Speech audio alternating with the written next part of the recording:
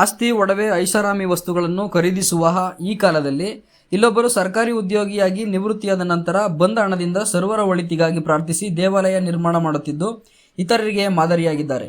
ಶಿಕ್ಷಣ ಇಲಾಖೆಯಲ್ಲಿ ಉದ್ಯೋಗಿಯಾಗಿ ನಿವೃತ್ತಿ ಹೊಂದಿರುವ ತಾಲೂಕಿನ ದೊಡ್ಡಕೊಪ್ಪಲು ಗಳಿಗೆಕೆರೆ ಗ್ರಾಮದವರಾದ ಡಿ.ಪಿ. ಸುರೇಶ್ ಎಂಬುವವರು ಗ್ರಾಮದಿಂದ ಪಕ್ಕದಲ್ಲೇ ಇರುವ ಕಾವೇರಿ ನದಿ ತೀರದ ಸುಂದರ ಪ್ರಕೃತಿಯ ಮಡಿಲಲ್ಲಿ ಶಕ್ತಿ ದೇವತೆಯ ದೇವಾಲಯ ನಿರ್ಮಾಣ ಮಾಡುತ್ತಿದ್ದು ಎಲ್ಲವೂ ಅಂತಿಮ ಹಂತಕ್ಕೆ ತಲುಪಲಿದ್ದು ಶೀಘ್ರವೇ ಉದ್ಘಾಟನೆಯಾಗಲಿದೆ.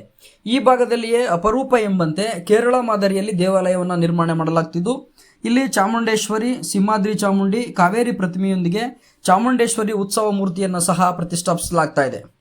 ತಮ್ಮ ಮನೆಯಲ್ಲಿ ಆದ ಒಂದು ಚಿಕ್ಕ ಸಮಸ್ಯೆಗೆ ಎಲ್ಲಿಯೂ ಪರಿಹಾರವಾಗದೇ ಇದ್ದಂತಹ ಸಂದರ್ಭದಲ್ಲಿ ಶ್ರೀ ಚಾಮುಂಡೇಶ್ವರಿ ಅಮ್ಮನವರ ಕೋರಿ ಪರಿಹಾರವನ್ನು ಕಂಡುಕೊಂಡಾಗ ಶಾಸ್ತ್ರದಲ್ಲಿ ದೇವಿಗೆ ಚಿಕ್ಕದೊಂದು ಗುಡಿ ಕಟ್ಟಬೇಕೆಂದು ಬಂದಿತು.